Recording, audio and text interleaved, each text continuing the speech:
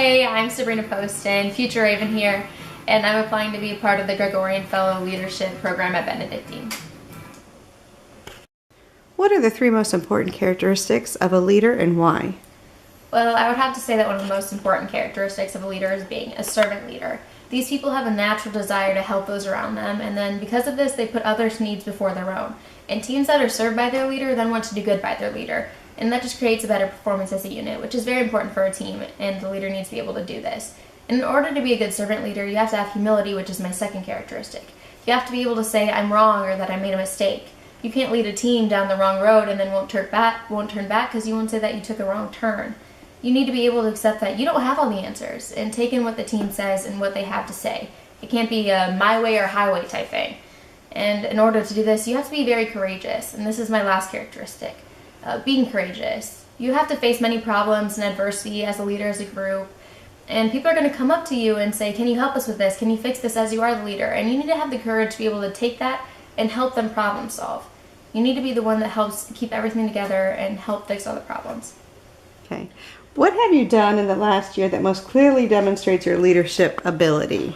Well, this year I was nominated senior board president, and so I had a lot of tasks and responsibility that went with that. And one of those tasks was designing the Powder Puff shirts, which was a very big responsibility.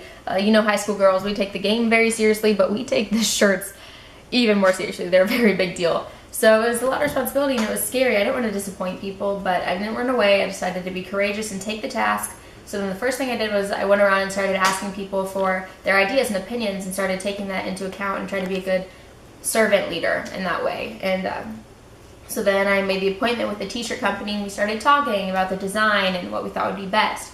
And I realized that some of my ideas were not so fantastic.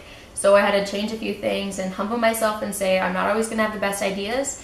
And in the end, we came up with a pretty good design, and everyone liked it. So,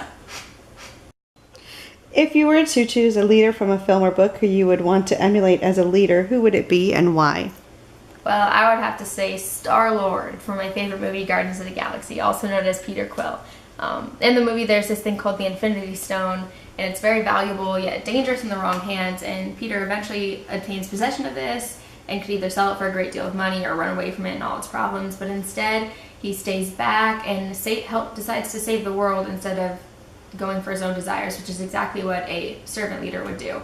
And then also, in order to save the world, he realizes that he needs his friends' help. He needs their skills and abilities to do that, which is a very humble thing to realize. And then at the end, he's willing to give up his own life to save the world.